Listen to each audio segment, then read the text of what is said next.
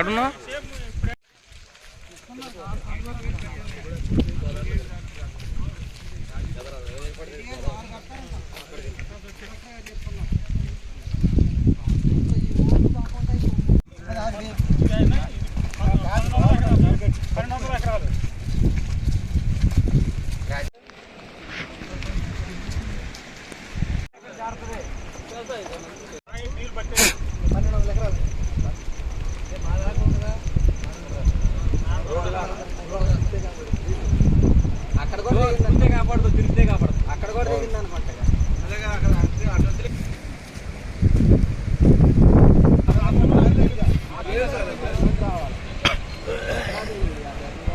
అన్న కొంచెం ఇట్లా ఇటు వచ్చి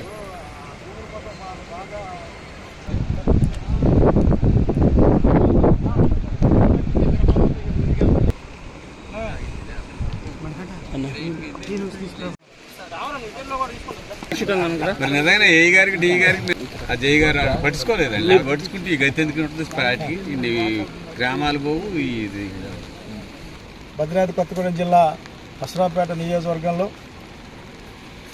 మరి ప్రధాన ప్రాజెక్టు ఒకప్పుడు ఇది జలగ వెంగళరావు గారు ఈ రాష్ట్ర ప్రజల్ని ఉద్దేశించి ఉమ్మడి రాష్ట్రం ఉన్నప్పుడు ఆంధ్రప్రదేశ్లో మరి ఈ ప్రాజెక్టు కట్టడం అంటే దీని కింద మరి ఇటు వేలేరుపాడు, కుకునూరు, మరి అసరాపేట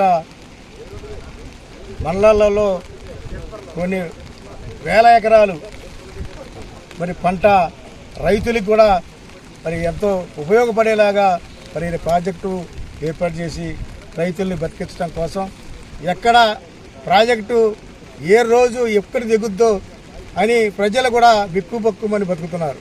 అంటే ఇదివరకు ఉన్న ప్రభుత్వాలు ఎమ్మటే ఆఫీసర్ని అలర్ట్ చేసి వర్షాకాలం వస్తే ఆ ఏరియాలో ఉన్న ఆఫీసర్ల మొత్తాన్ని ఆ ఏరియా ఉన్న ప్రాజెక్టుకు పంపించేవారు.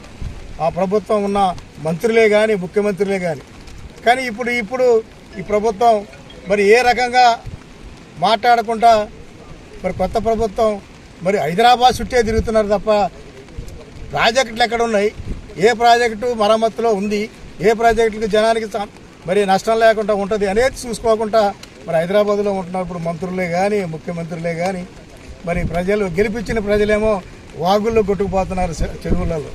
రేవంత్ రెడ్డి అయినా ప్రజల్ని కాపాడుకోవాలా, ప్రాజెక్టులను కాపాడుకోవాలి, అన్ని ఏర్పాటు చేసుకోవాలి తప్ప దాని మీద ఉన్న నాయకుల మీదనో ముందు జరిగిన మరి ప్రభుత్వం మీదనో నిందలేయటమే తప్ప కానీ ఇప్పుడున్న మీరు నిందలేయటం ఎందుకు? మీరే ప్రభుత్వం నిర్మాణం నడపచ్చు కదా. ఈ రకంగా మొత్తం ప్రాజెక్టులకు ఇక్కడున్న ఆఫీసర్లని ప్రభుత్వం మరి అలర్ట్ చేయొచ్చు కదా. మరి అదే రకంగా కొద్దిగా ఈ ఏరియా మంచిది కాబట్టి కొద్దిగా బతికారు ఇక్కడ ఉన్నది. అదే రేత్రిపూట అందరు నిద్రపోయేటప్పుడు పగిలితే ఎంతమంది ప్రాణ నష్టం అయ్యేది. ఈ ఏరియాలో ఉన్న గిరిజనులు, ఈ ఏరియాలో ఉన్న ఓసీలు మొత్తం కొట్టుకుపోయేవారు. 30 ఊళ్ళు కొట్టుకుపోయాయి. తెలంగాణ ప్రభుత్వమే బాధ్యత వహించాలి దీని గురించి.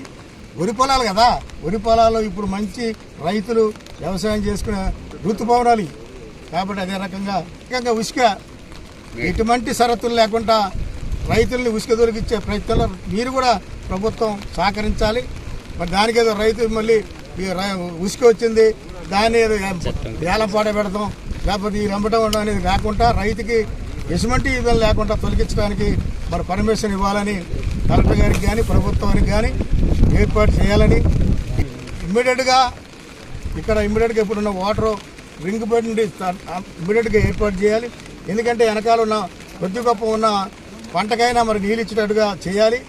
పంట నష్ట పరిహారం కానీ ఇల్లు చాలా వరకు ఇల్లు పడిపోయినాయి, మునిగిపోయినాయి.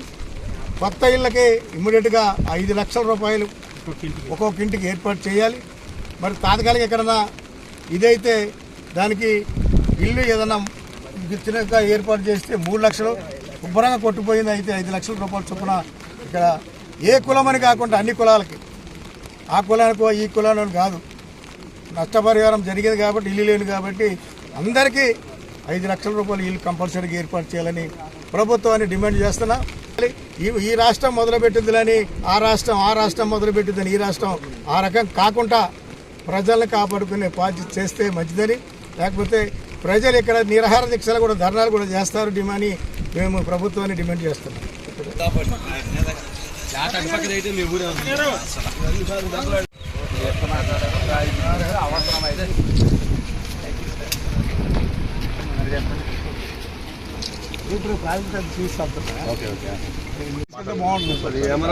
మరి వాళ్ళు క్లీన్ చేయాలంటే మన ప్రభుత్వం తరఫున క్లీన్ చేయాలంటే లేట్ అయ్యింది. వాళ్ళు ఏమంటున్నారంటే మేము ఉసుక మేము బయటకు అంత తోలుకుంటాం కానీ మాకు ఆ యాక్ట్ లేకుండా అప్పుడు మీరు కలెక్టర్ గారితోనూ ఆర్డీఓ గారితో మాట, ఎందుకంటే వాళ్ళు మళ్ళీ పంట వేసుకోవడం కూడా డిస్కస్ చేయాలని చూస్తాం. చాలా ఎక్కువైంది sir. Okay sir, thank you sir.